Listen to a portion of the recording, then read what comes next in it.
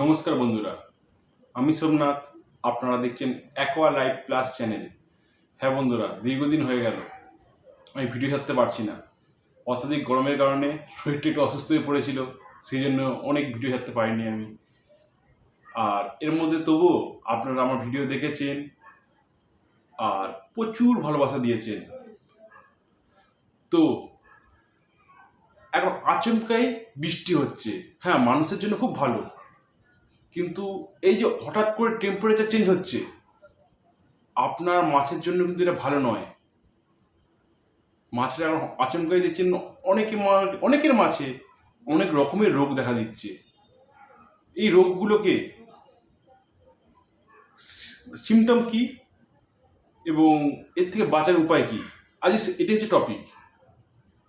আশা করব আগের ভিডিওগুলো যেমন ভালোবাসা দিয়েছেন সেই পরিমাণ ভালোবাসা আবার দেবে এই ভিডিওটাতে। যেহেতু অনেকদিন পর ভিডিও ছাড়ছি, অনেক বন্ধু রাগ হবে যে দাদা ভিডিও ছাড়া ছেড়ে দিয়েছে। না, ভিডিও আমি ছাড়িনি দাদা, তোমার দাদা ভিডিও ছাড়িনি। তো মূল টপিকে ফিরে আসা যাক। তো এখন আচমকা যে মানে টেম্পারেচার চেঞ্জ হয়ে যাচ্ছে, ফার্স্টেই এর জন্য মানে কি বলবো, ফাঙ্গাস লাগছে মাছের শরীরে। ফার্স্টে লাগছে ফাঙ্গাস, আর তার মধ্যে হচ্ছে ড্রপসি, মাউথ ফাঙ্গাস, আরও এইরকমই অনেকগুলো রোগ আক্রান্ত হচ্ছে মাছগুলো। তো এখন কি উপায় আছে? আমি বলেছিলাম বন্ধুরা, আমার ভিডিও যারা দেখে তাদের মাছ অসুস্থ হওয়া অসম্ভব, যদিও ভিডিও কিছু ছাড়িনি। আর যারা আমার ভিডিও নর্মালি আগেকার ভিডিওগুলোও দেখে গেছে, তাদের মাছেরও রোগের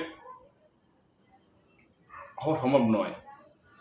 আর শর্ট ভিডিওতে তো বলাই রয়েছে ফাঙ্গাস রোগ কী করে কী হয়। আর এটাও সাথে বলে রাখি যে অনেক বন্ধুরা আছে যাদের সেটের মধ্যে মানে যাদের চৌবাচ্চায় করে কিংবা বাইরে মাছ চাষ করে, তো তাদের ওখানে বৃষ্টি জল পড়ছে, হয়তো এখনো ফাঙ্গাস লাগেনি, কিন্তু এটা বলতে হয় লাগবেই। হ্যাঁ লাগবেই। এর থেকে বাঁচার উপায় কি? তো আজকে সেগুলোই বলবো।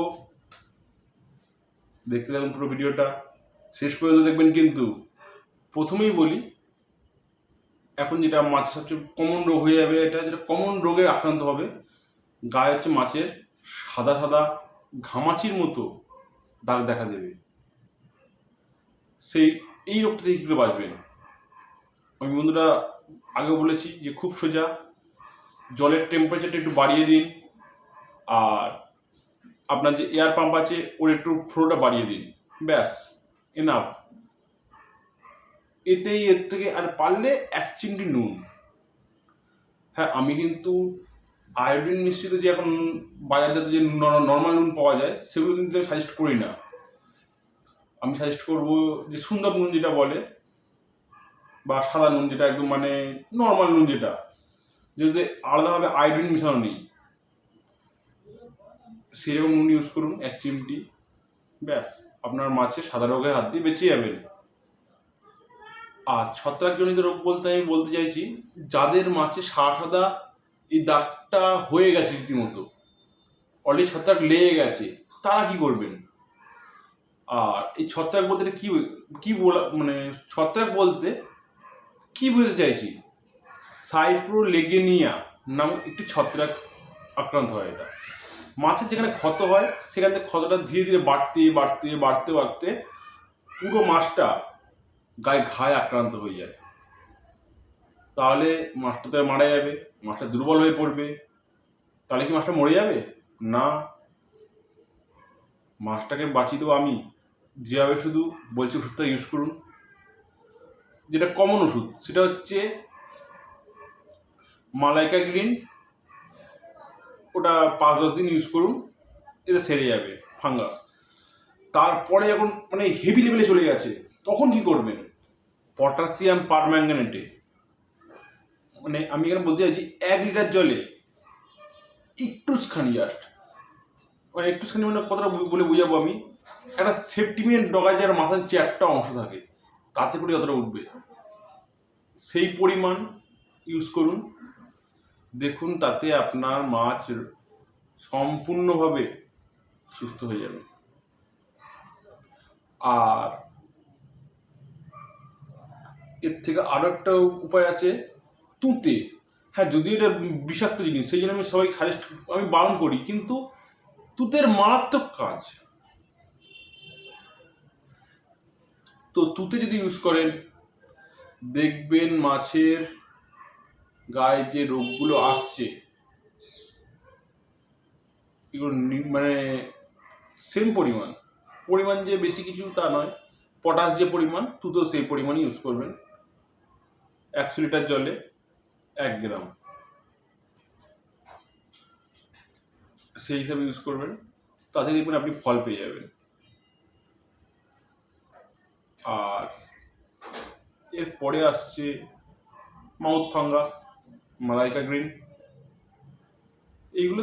এইটাই হচ্ছে নর্মালি রোগ আর নর্মালি ওষুধ, কিন্তু অনেক ভাই বন্ধুরা হয়তো সঠিক পদ্ধতি যায় না, যারা জানেন তাদের কিছু বলার নেই। তো এতে অনেক বন্ধুদের মাছ মারা যাচ্ছে আর যাবেও। যারা ভিডিওটা দেখবে হয়তো তাদের মারা যাবে না, কিন্তু আমি সবসময় বলি রোগ আসার আগে রোগকে প্রতিরোধ করুন, প্রতিরোধ ক্ষমতা গড়ে তুলুন। কী করে প্রতিরোধ ক্ষমতা গড়ে তুলবেন? এখন লাইভ ফুড খাওয়ান। হ্যাঁ, লাইভ ফুড, টিউবওয়ার্ম, কেঁচো বা ডাফনিয়া, এরকম ভালো যদি একটু হাই প্রোটিন খাবার খাওয়ান, যাতে ওদের ইমিউনিটি সিস্টেমটা হাই লেভেলে নিয়ে যায়। তাহলে মাছের রোগ প্রতিরোধ ক্ষমতা বাড়বে, আপনার মাছ মরবে না। তো বন্ধুরা, আজকের প্রতিবেদনটা এইটুখানি।